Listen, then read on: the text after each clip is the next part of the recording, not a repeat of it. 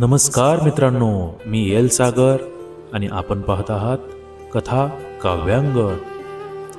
मी आज आपणासाठी एक नवीन कथा घेऊन आलो आहे. कथेचं शीर्षक आहे भीतीचा पेपर. एका विद्यार्थ्याने परीक्षा सुरू होण्याआधीच हार मानली होती.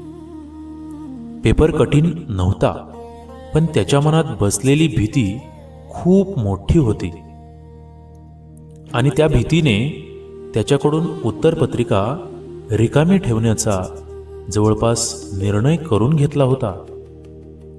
अभिजित नावाचा एक मुलगा होता. 12वीचा विद्यार्थी, अभ्यासात खूप चांगला, स्वप्न मोठं, इंजिनियर व्हायचं, सगळं ठीक चाललं होतं. पण परीक्षा जवळ आली तशी त्याच्या मनात एक सावली वाढू लागली. ती सावली कशाची होती माहितीये? परीक्षेची भीती. परीक्षा जवळ येत होती. अभिजित अभ्यास करायला बसायचा, पण पुस्तक उघडताच त्याच्या डोक्यात विचार सुरू व्हायचे. जर पेपर अवघड आला तर? जर मी नापास झालो तर? आई वडिलांना काय सांगू? हळूहळू तो अभ्यास कमी आणि भीती जास्त करू लागला. रात्री झोप लागत नव्हती. छातीत धडधड वाढायची. हात थरथर कापायचे. परीक्षेच्या 2 दिवस आधी अभिजित शांत बसला होता. आईने विचारलं, काय झालं रे बाळा?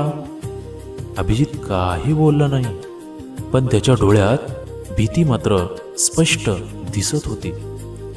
आईने त्याच्या डोक्यावर हात ठेवला आणि फक्त एवढंच म्हणाली, तू निकालासाठी नाही, तुझ्या मेहनतीसाठी ओळखला जाशील. परीक्षेचा दिवस आला. अभिजित परीक्षा हॉलमध्ये बसला. पेपर त्याच्या हातात आला. पहिला प्रश्न पाहून त्याचा श्वास थांबला. त्याला वाटलं, बस आता सगळं संपलं. त्याने डोळे बंद केले.